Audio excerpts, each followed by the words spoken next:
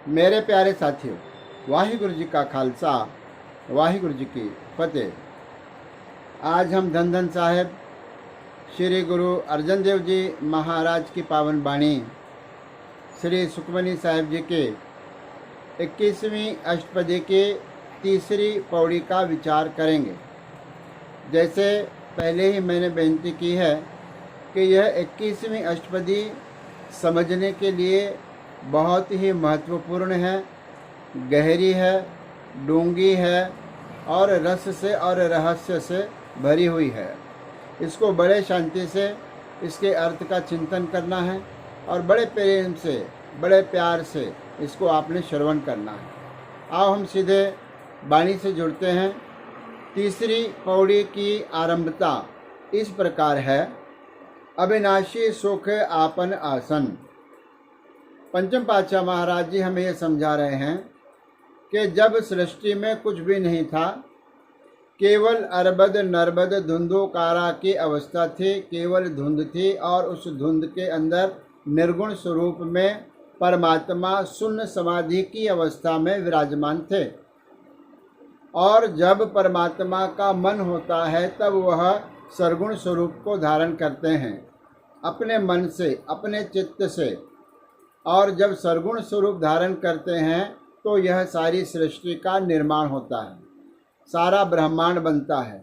फिर हर एक ब्रह्मांड के अंदर एक सूरज, एक धरती, एक चंद्रमा, ये जितने 9 ग्रह हैं, हर एक ब्रह्मांड के अपने अपने अलग अलग हैं। इसलिए गुरु महाराज ने इस अष्टपदी में बहुत विस्तार से सृष्टि की रचना के बारे में विचार की है। पहले कहा है कि यह सृष्टि नहीं थी तो तब क्या क्या होता था, अगर सृष्टि बन जाए तब क्या क्या होगा। आज हमें सद्गुरु सच्चे पातशाह महाराज यह समझा रहे हैं, अविनाशी। अविनाशी का अर्थ है वह नाश से रहित परमात्मा, जिसका कभी भी नाश नहीं होता, जिसका कभी भी अंत नहीं होता, वह बेअंत है और नाश से रहित है। सुख आपन आसन, सुख पूर्वक अपने आसन पर विराजमान थे, अर्थात वह शून्य समाधि की अवस्था में स्वयं के आसन पर स्वयं की इच्छा से स्वयं ही विराजमान थे। ऐसी अवस्था के अंदर गुरु महाराज कहते हैं, तह जन्म मरण कहो कहाँ विनाशन। जब कुछ भी नहीं था तो जन्म भी नहीं था और मरण भी नहीं था, मृत्यु भी नहीं थी, मृत्यु का अस्तित्व ही नहीं था, काल नहीं था, मौत नहीं थी, मृत्यु किसी की होती नहीं थी। क्यों? क्योंकि जीव ही नहीं था। अगर कोई जीव होगा, जन्म होगा तो मृत्यु होगी, जन्म ही ना होगा तो मृत्यु भी नहीं होती है। इसलिए तो है जन्म मरण। जन्म किसका होता था और मृत्यु किसकी होती थी, यह कहो, ये आप समझ के बोलो, कहाँ विनाशन। किस प्रकार से फिर इस सृष्टि का नाश होता था, विनाश होता था। जब जीव ही नहीं था तो नाश होने का प्रश्न भी नहीं आता है। इस प्रकार से जब परमात्मा अफुर अवस्था में थे, शून्य समाधि की अवस्था में थे, उस समय ना कोई जन्म था, ना कोई जीव था, ना कोई जीव की मृत्यु थी। फिर कहते हैं, जब पूर्ण करता प्रभु सोए। जिस समय, जिस अवस्था के अंतर पूर्ण, पूर्ण क्या अर्थ है, परिपूर्ण परमात्मा, कर्ता। कर्ता का अर्थ है जो सृष्टि को करने वाला है, सृष्टि को चलाने वाला है। ऐसा कर्ता जिसको कर्ता पुरख कहा गया है, वह कर्ता पुरख निराकार रूप में, निरंजन रूप में, निर्गुण के स्वरूप में अपने आप में स्थित है। तो कहते हैं कर्ता प्रभु सोए, वह प्रभु परमात्मा। सोए का अर्थ है वह प्रभु परमात्मा जब ऐसी अफुर अवस्था में विद्यमान थे का मतलब है कि एग्जिस्टेंस है, अस्तित्व है।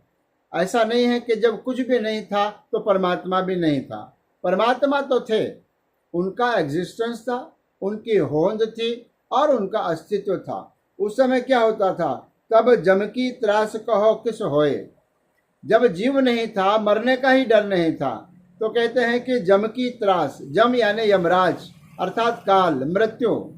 मृत्यु का जो त्रास है, त्रास का अर्थ है डर। मृत्यु का जो डर है, कहो किस होए, जब जीव नहीं था तो मृत्यु का डर भी नहीं था। आज जीव है, संसार है, सारा ब्रह्मांड है, सारी कायनात है, आप है, हम है, हमारा जीवन है। जहाँ जीवन होगा वहाँ मृत्यु होगी। इसलिए जब जीवन ही नहीं था, जब जीव ही नहीं था तो मृत्यु भी नहीं थी। कहते हैं डर उसका जो मृत्यु का है। आज भी सबसे अधिक जो डर है, भय है, वह जीव को केवल मृत्यु का होता है। कहते हैं कि जब जीव नहीं था तो मृत्यु का भय भी नहीं था। फिर कहते हैं जब अविगत अगोचर प्रभ एका, जब ऐसी स्थिति थी कि अविगत, अविगत का अर्थ है अव्यक्त, जिसको हम व्यक्त नहीं कर सकते शब्दों में, जिसके लिए हम कुछ भी कह नहीं सकते, ऐसा परमात्मा। अव्यक्त का दूसरा अर्थ है अदृष्ट, जिसको हम देख भी नहीं सकते, जिसकी हम व्याख्या नहीं कर सकते, जिसको हम देख नहीं सकते, ऐसा अविगत परमात्मा। उसका दूसरा गुण क्या है? अगोचर। अगोचर का अर्थ है जहाँ तक हमारी इंद्रियां नहीं पहुँच सके, हमारे इंद्रियों के भी परे का विषय है परमात्मा।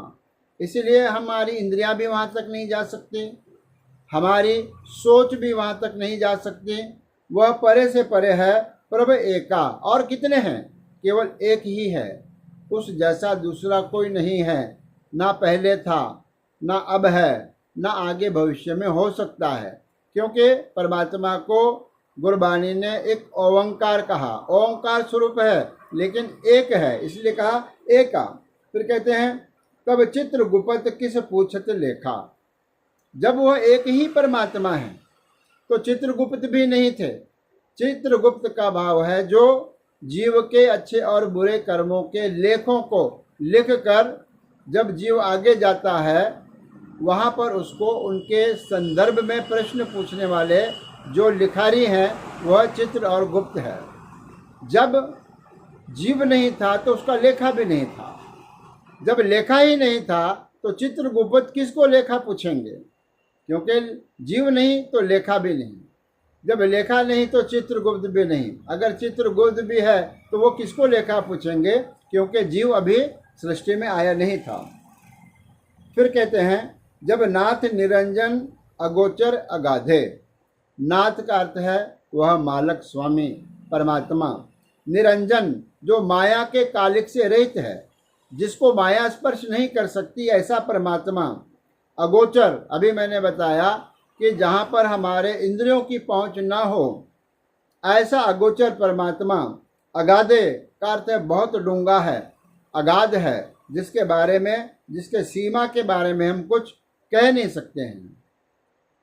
फिर कहते हैं तब कौन छुटे कौन बंधन बांधे, जब कुछ भी नहीं था, केवल परमात्मा था, उस समय कौन छूटे? किस प्रकार के कोई बंधन भी नहीं थे, छूटने का कोई विचार नहीं था।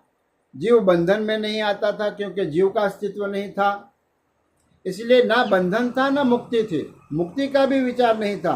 कौन बन सकता था? आपन आप ही अचर्या। अवस्था कैसी थी? परमात्मा अपने आप से ही अपना स्वरूप प्रकट करके आश्चर्यचकित स्थिति में वे रहते थे। आचर्या, अचर्या का भाव है आश्चर्यचकित, हैरान करने वाली यह अवस्था है जो हम शब्दों में बयान नहीं कर सकते।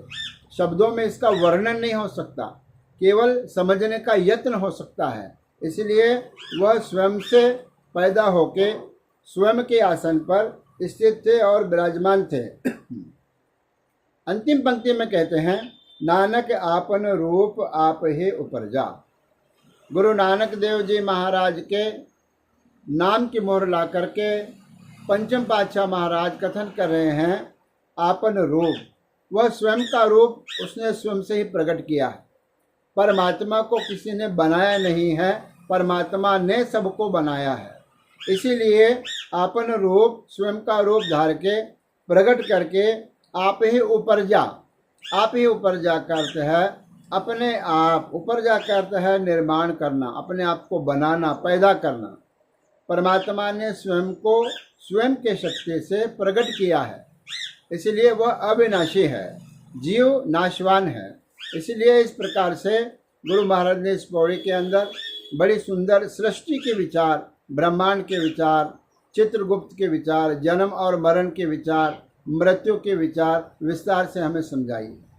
आगे यह विचार इसी प्रकार से चलते रहेंगे।